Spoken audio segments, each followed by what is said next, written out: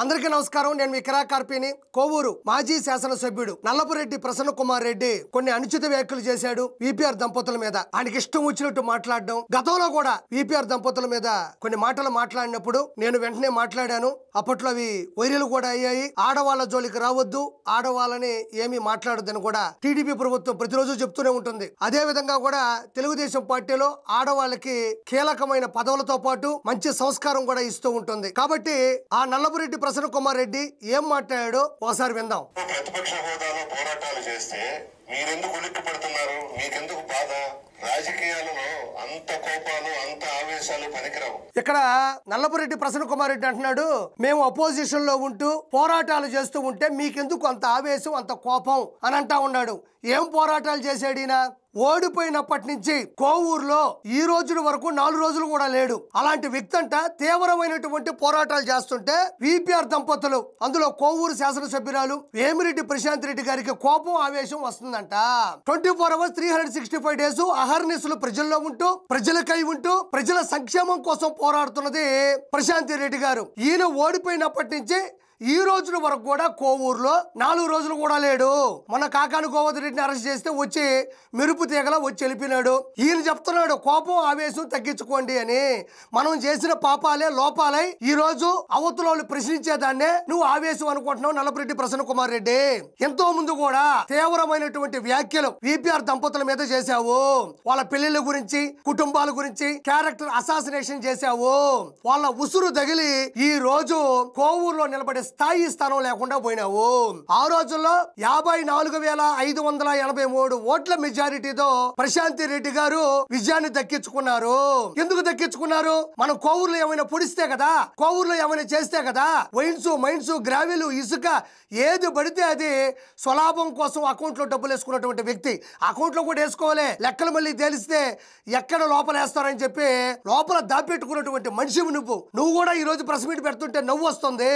ఏం ప్రసన్న కుమార్ రెడ్డి, ప్రశాంత్ రెడ్డి గారిని నడమంత్రపు సిరి అంటున్నావు. నేను షూట్ గా నిన్ను ప్రశ్నిస్తా ఉండా. నువ్వేమన్నా మీ అమ్మగారు కడుపులోంచి బయటకు వచ్చేటప్పుడు 4 ఉంగరాలు పెట్టుకొని వచ్చావా? పట్టు వస్త్రాలు కట్టుకొని వచ్చావా? పొలాలు, స్థలాలు, బంగళాలు, బంగారాలు ఇవన్నీ కొట్టుకొని వచ్చావా? పుట్టి పెరిగి పెద్దోడైన తర్వాత నాయన రాజకీయాన్ని, నాయన ఆస్తులను అనుభవిస్తున్నావు అంతే. నువ్వు సాధించింది, సంపాదించింది లేదు. నిజంగా చెప్పాలంటే నీది నడమంత్రపు సిరి. విపిఆర్ గారు ఆడవాళ్ళంటేనే ఇంట్లోనే ఉండాలి అని కాకుండా ప్రజల మధ్యన ఉండాలి అని తన సతీమణిని అన్ని రంగాల్లో కూడా ముందస్తు స్థాయిలో నిలబెట్టడానికి అహర్నిశలో కష్టపడుతున్నాడు. ఇది నిజంగా ఆడవాళ్ళకి ఆయన ఇచ్చేటువంటి విలువ. నిజం చెప్పాలంటే విపిఆర్ గారు విపిఆర్ ఫౌండేషన్ ద్వారా కొన్ని కోట్ల రూపాయలతో మంచి పనులు చేస్తూ ఉన్నాడంటే ఆయన వెనుకున్నటువంటి ప్రశాంత్ రెడ్డి గారి సహాయం, సహకారం నెల్లూరు ప్రజలు ఎప్పటికీ మర్చిపోరు. ఇది గుర్తుపెట్టుకో. వైఎస్ఆర్ కాంగ్రెస్ పార్టీ నాయకులంతా వెన్నుపోటుదారులంట, కార్యకర్తలంతా వెన్నుపోటుదారులంట. వీళ్ళందరూ కలిసి వైఎస్ఆర్సీపీలో ఉండేటువంటి నాయకులు వీళ్ళందరూ కలిసి జూన్ 4వ తారీఖుని వెన్నుపోటు దినోత్సవంగా చిత్రీకరిస్తే తప్పులేదు. కానీ మీరందరూ వెన్నుపోటు దారులు అంటే గుండెపోటు వస్తుందా? ఏం మీరు నిజంగా మీరు వెన్నుపోటు దారులు కాదా? ఏమంత ఉలిక్కి పడతా ఉండవు? జూన్ 4వ తారీఖు వచ్చిందో లేదో కార్డులో ఒకటి పెట్టుకొని, చెవులో పూలు పెట్టుకొని, జనాలు ఏప్రిల్ పూలు చేస్తూ మీరందరూ మాట్లాడింది తప్పు కాదా? నేను ఒక్కటే అడుగుతున్నా, వేమిరెడ్డి ప్రభాకర్ రెడ్డి గారు మీరు ఏ పార్టీలో నుంచి ఏ పార్టీలోకి వెళ్లారు? జగన్మోహన్ రెడ్డి గారు దయపెడితేనే కదా. ఇక్కడ కోవూరు ప్రసన్న కుమార్ రెడ్డి ఫ్లాష్ బ్యాక్ మర్చిపోకూడదు, గత చరిత్ర మర్చిపోకూడదు. వేమిరెడ్డి ప్రభాకర్ రెడ్డి గారికి వైఎస్ జగన్మోహన్ రెడ్డి దయతలిస్తే రాజ్యసభ సభ్యుడైనాడు అంటున్నాడు. ఇక్కడ ఒక మాట మాట్లాడాలి. ఏం కోవూరు ప్రసన్న కుమార్ రెడ్డి, నీకు తెలుగుదేశం పార్టీ భిక్ష పెడితేనే కదా, నువ్వు అడుక్కుంటేనే కదా నీకు టీడీపీలో ఎమ్మెల్యే సీట్ వచ్చింది. 1994లో గెలిచావు తెలుగుదేశం పార్టీ నుంచి, 1999లో గెలిచావు తెలుగుదేశం పార్టీ నుంచి, 2009లో గెలిచావు తెలుగుదేశం పార్టీ నుంచి.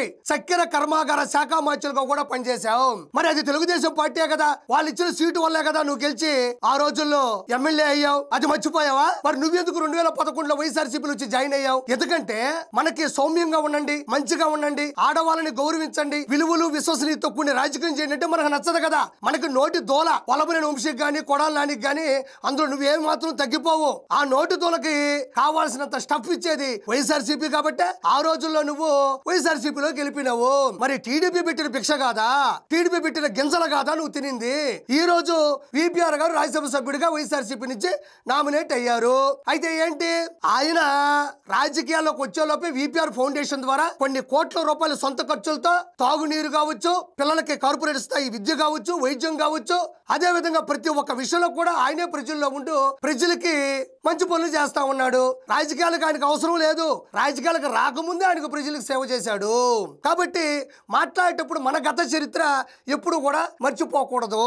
మీకు ఎంతో గౌరవం ఇచ్చాడు కదా, ఎంతో మర్యాద ఇచ్చాడు కదా, నేరుగా లంచ్ టైంలో డైనింగ్ టేబుల్ దగ్గరకు తీసుకువెళ్లి ఆయనతో పాటు నిన్ను కూర్చొని పెట్టుకుని భోజనం పెట్టాడు. ఇక్కడ ఒకటి ఆలోచించాలా. ప్రసన్న కుమార్ రెడ్డి అంటున్నాడు, నీకు దయదలిచాడు, ఎంతో గౌరవం ఇచ్చాడు, మిమ్మల్ని తీసుకెళ్లి డైనింగ్ టేబుల్ దగ్గర అన్నం పెట్టాడు. నాకు ఇంకా అర్థం కావడంలే. నరేంద్ర మోడీ గారే డైరెక్ట్ గా లోకేష్ గారికి ఫోన్ చేసి మీరు ఖచ్చితంగా భోజనానికి రావాలి మీ కుటుంబంతో సహా అన్నాడు. అంటే భారతదేశానికి ప్రధానమంత్రి నారా లోకేష్ గారిని భోజనానికి ఇన్వైట్ చేస్తే ఒక సీఎం జగన్మోహన్ రెడ్డి ఒక రాజ్యసభ సభ్యుడైనటువంటి విపిఆర్ గారిని భోజనాన్ని పిలవడం అనేది ఇప్పుడు కీలక అంశం అంటావు. కొన్ని లక్షల మందికి ఉపాధి కల్పిస్తూ నెల్లూరు జిల్లాలో వెనక ముందు చూసుకోకుండా కులాలు, మతాలు, మూలాలు, వర్గాలు, నాయకులను తేడా లేకుండా అందరికీ ఉపాధి కల్పిస్తూ కడుపు నిండా అన్నం పెట్టేటువంటి విపిఆర్ గారిని అంట ఆయన భోజనం చేస్తుంటే ఆయన కూడా పిలవండి భోజనం చేస్తాడు. అంటే ఏ కాలంలో ఉన్నావు? నిజాం కాలంలో ఉన్నావా? బ్రిటిష్ వాళ్ళ కాలంలో ఉన్నావా? రజాకార్ల కాలంలో ఉన్నావా? హిట్లర్ పరిపాలన జరుగుతా ఉండదా? ఒక నాయకుడు ఇంకొక నాయకుడు వచ్చి భోజనం చేస్తుంటే అంటే జగన్మోహన్ రెడ్డి దగ్గర భోజనం చేసే అర్హత ప్రపంచంలో ఎవరికీ లేదు. పొరపాటు విపిఆర్ గారికి వచ్చింది. అదొక నేషనల్ అవార్డు, ఆస్కార్ అవార్డు. ఆయనే అంత స్థాయిలో ఉండే వ్యక్తే అక్కడికి వెళ్ళి భోజనం చేశాడని నువ్వు ఇలా మాట్లాడుతున్నావే, నీ ముఖాన కనీసం టీ నీళ్ళు కూడా పోస్తున్నాడు. మాట్లాడేటప్పుడు కొంచెం వెనక ముందు చూసుకోవాలా. ఇక్కడ మాట్లాడాల్సింది భోజనం పెట్టాడు కదా అని కాదు. రాజ్యసభ సీటు ద్వారా కొన్ని కోట్ల రూపాయలు ఇచ్చి డెవలప్ చేయమన్నాడు, మంచి పథకాలు ఇచ్చాడు. విపిఆర్ గారు అడిగిన ప్రతి విషయాన్ని కూడా క్షుణ్ణంగా ఆలోచించి సాయం చేశాడని చెప్పు. భోజనం పెట్టాడు, కారులో ఆయిల్ పోసాడు, వెళ్ళేటప్పుడు టిష్యూ ఇచ్చాడు, పోయేటప్పుడు బాయ్ చెప్పాడు. ఇవి కాదు కావాల్సింది. ఆయన ఎవరి జోలికి పోడు, ఎవరిని పల్లెత్తు మాట మాట్లాడాడు, సౌమ్యుడు, అజాత శత్రువు, ఎటువంటి అవలక్షణాలు లేని వ్యక్తి. అలాంటి వ్యక్తి వైఎస్ఆర్సీపీ నుంచి ఎందుకు తెలుగుదేశం పార్టీకి వచ్చాడో ఒకసారి ఆలోచించాలా. అలాంటి డైమండ్ ని, నెల్లూరు లెజెండ్ ని ఎందుకు వైఎస్ఆర్సీపీ కోల్పోయిందో అది క్షుణ్ణంగా ఆలోచించుకోవాలి తప్ప ఆయన ఎందుకు వెళ్ళిపోయాడని కాదు. ఇక్కడ ఇంకోటి ఆలోచించాలి. వచ్చే రాగానే నెల్లూరు లోక్సభ స్థానం నుంచి 2,45,902 ఓట్ల మెజారిటీతో ఎలా గెలిచాడు? అదన్నా నామినేటెడ్ పోస్టు, ప్రజల ఓట్లతో గెలిచిన పోస్టు కాదు. ప్రత్యక్ష రాజకీయాల్లో 2,40,902 ఓట్లతో గెలిచాడంటే అది అతని స్థాయి, అది విపిఆర్ గారి స్థానం. ఇది గుర్తుంచుకోవాలా. ఏ గూటి పక్షులు ఆ గూటికి చేరతాయంటారు. ఏదో పొరపాటున వైఎస్ఆర్సీపీలోకి వచ్చారు. ఆ తర్వాత ఆయనకున్న విలువలు, ఆయనకున్నటువంటి చరిష్మా, ఆయనకున్నటువంటి మంచి గుణాలు తెలుగుదేశం పార్టీని ఆకర్షించాయి. ఈ మాటలు మాట్లాడే, ఈ చేష్టాలు చేసే ఒక ఆనిముత్యాన్ని కోల్పోయారు. నిన్న మాట్లాడమైందా బుచ్చిరెడ్డిపాలెంలో ఆవేశంతో ఊగిపోతూ వైఎస్ఆర్ కాంగ్రెస్ పార్టీ నాయకులంతా వెన్నుపోటుదారులంటే ఇక్కడ ప్రజలారా ఒకటి గుర్తుంచుకోవాలా. 2024 ఎలక్షన్స్ ముందు ఈ మహానుభావుడు ప్రశాంత్ రెడ్డి గారి గురించి అనుచిత వ్యాఖ్యలు చేశాడు. కుటుంబాల గురించి, పెళ్లిళ్ల గురించి క్యారెక్టర్ అసాసినేషన్ చేస్తూ దారుణాతి దారుణమైన, నీచాతి నీచమైన మాటలు మాట్లాడాడు. ఈ వ్యక్తి చెప్తాడు పద్ధతుల గురించి. దెయ్యాలు మంచి మాటలు చెప్తే ఎలా ఉంటాయి, ఇలా ఉంటాయి. మీ భార్య భర్తలు వెన్నుపోటు పడవలేదా? జగన్మోహన్ రెడ్డి గారికి ఎంత మర్యాద ఇచ్చాడు, మీ ఆయనకి ఎంత గౌరవం ఇచ్చాడు. మర్యాద ఇస్తే పార్టీలో ఎందుకు ఉండరు? గౌరవిస్తే పార్టీలో ఎందుకు ఉండరు? మంచి పనులు చేయమని ప్రోత్సహిస్తే పార్టీలో ఎందుకు ఉండరు? ఇది ప్రజలకే వదిలేస్తున్నాను. బాంబేలో రెడ్ లైట్ ఏరియా ఉంది, ప్రపంచం అంతా తెలుసు. ఆ రెడ్ లైట్ ఏరియాలో కొంటున్నట్టుగా ఈ నియోజకవర్గంలో వైఎస్ఆర్ కాంగ్రెస్ పార్టీ నాయకుల్ని కొంటున్నారు మీరు. ప్రసన్న కుమార్ రెడ్డి, నీకు కొంచెం సిగ్గైనా శరమైనా ఉందా? సభ్య సమాజంలో ఉన్నావు, ప్రజాస్వామ్యంలో ఉన్నావు, అన్ని సార్లు ఎమ్మెల్యేగా గెలిచావు. మీ నాయకుల్ని, మీ కార్యవర్గాన్ని తెలుగుదేశం పార్టీకి సంబంధించిన ప్రశాంత్ రెడ్డి గారు, విపిఆర్ గారు కొనేస్తున్నారు అంటున్నావే, దానికి ఇది ఏమన్నా పోలిక? పోలిక ఎలా ఉండాలి? సంతలో గొర్రెల్ని, బర్రెల్ని, ఊర్లలో నాటుకోల్ని కొన్నిటి కొంటున్నారు అని అనాలి. అది కూడా వాళ్ళు చేయాల్సిన అవసరం లేదు. వాళ్ళు చేసిన మంచి పనులే తిరిగి ప్రజాస్వామ్యంలో అత్యున్నత స్థానంలో భార్యాభర్తలు నిలబెట్టాయి. నువ్వేం మాట్లాడుతా ఉండవు? రెడ్ లైట్ ఏరియాలో ఉండే ఆడవాళ్ళని కొనడం, వాడుకోవడం. మొదటిసారి కోవూరు నుంచి ఒక మహిళా శాసనసభ సభ్యురాలు గెలిస్తే ఆవిడికి కౌంటర్ ఇవ్వాల్సిన్నా, మాటకు మాట మాట్లాడాల్సిన్నా, ప్రశ్నించాల్సిన్నా, ఇలాంటి పోలికలా నువ్వు మాట్లాడేది? రెడ్ లైట్ ఏరియాలు, అందులో ఆడవాళ్ళు వాడుకోవడం వదిలేయడమా? ఒక మహిళా సభ్యురాలకి ఎదురుగా ఇలాంటి మాటలు మాట్లాడతారా? నీ ఇంట్లో ఆడవాళ్ళు లేరా? రెడ్ లైట్ ఏరియా గురించి ప్రపంచం మొత్తం తెలుసంట. అంట. మాకు తెలియదు, మేము తెలుసుకోం, మాకు తెలుసుకోవాల్సిన అవసరం లేదు. రెడ్ లైట్ ఏరియా గురించి తెలుసుకునేది ఏంది? మీ వైఎస్ఆర్సీపీలో మహిళా కార్యకర్తలు లేరా? మహిళలు లేరా? మహిళా నాయకులు లేరా? మహిళా వర్గం లేదా? మొన్న ఓడిపోయినావు, పిచ్చోడు అయిపోయినావు. ముంబై రోడ్ల మీద ప్రేమిస్తే సినిమాలో అయ్యయ్య అంటే తిరుగుతా ఉన్నప్పుడు నీకేమన్నా పరిచయం అయిందేమో రెడ్ లైట్ ఏరియా. బాగా చూస్తుంటే నువ్వు నీ జగన్మోహన్ రెడ్డి ఇద్దరు కలిసి రెడ్ లైట్ ఏరియా ఏమన్నా టూరిజం ప్లేస్ లో పెట్టేటట్టున్నారా టూరిస్టులకి? పోలికి ఏంది?